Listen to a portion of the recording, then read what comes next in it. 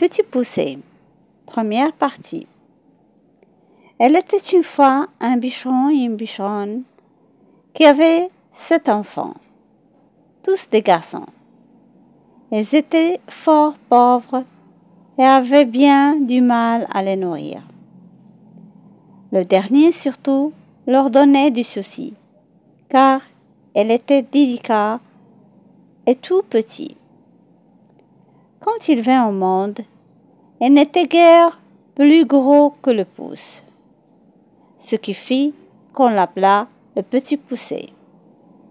Cependant, il était le plus futé et, s'il parlait peu, il écoutait beaucoup.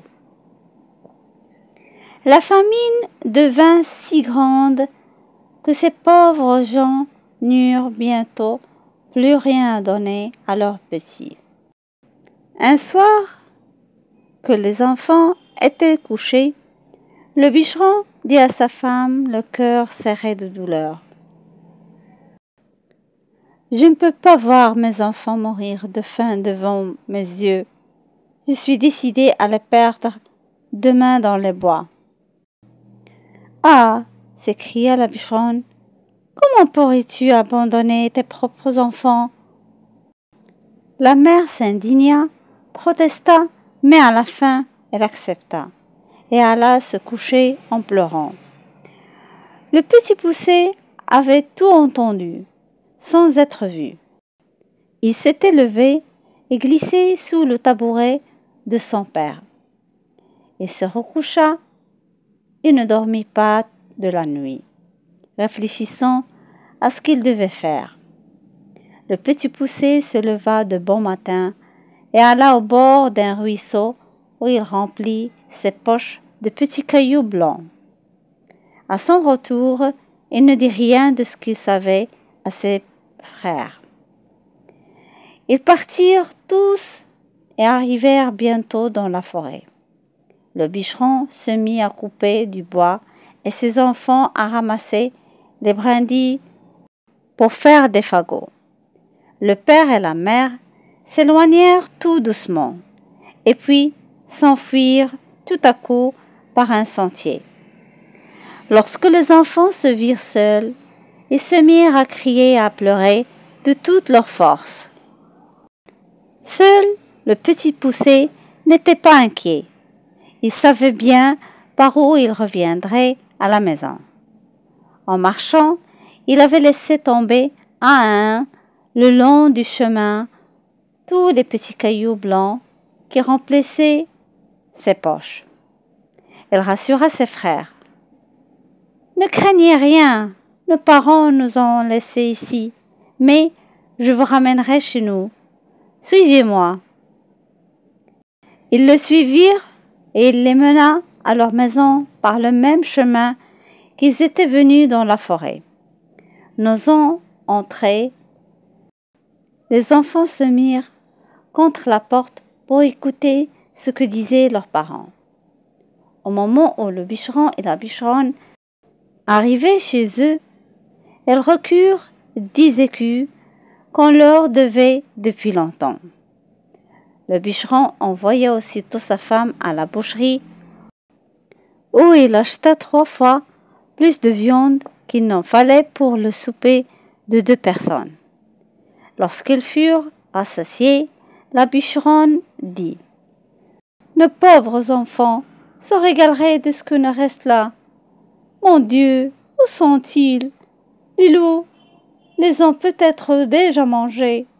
Tu es bien inhumain d'avoir perdu ainsi tes enfants. » Elle pleurait si fort que les enfants l'entendirent et se mirent à crier tous ensemble: « Nous voilà, nous voilà !»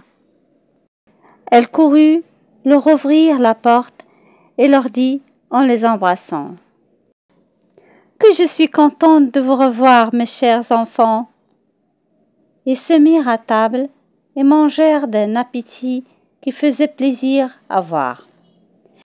Cette joie dura tant que les 10 écus durèrent.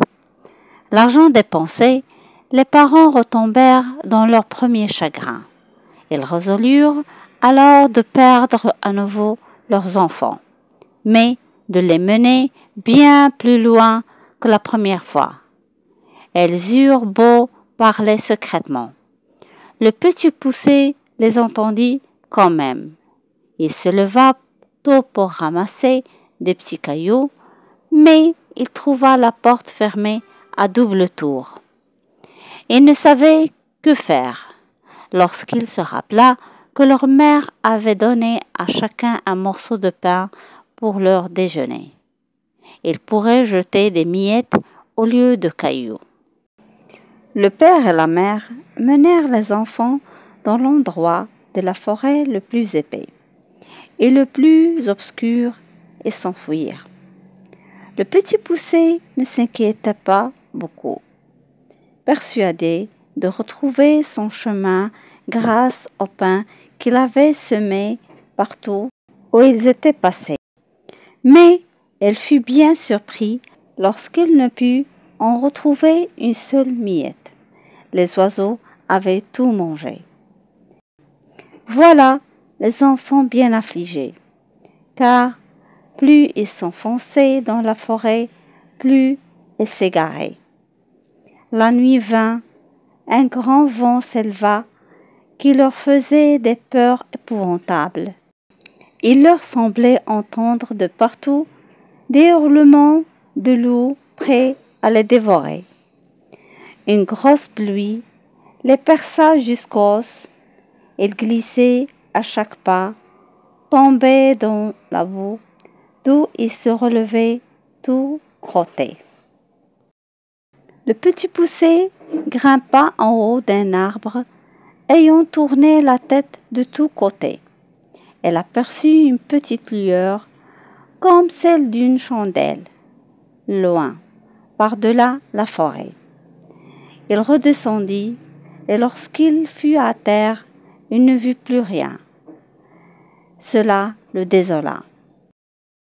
Cependant, ayant marché quelque temps avec ses frères du côté où il avait vu la lumière, il la revit en sortant du bois.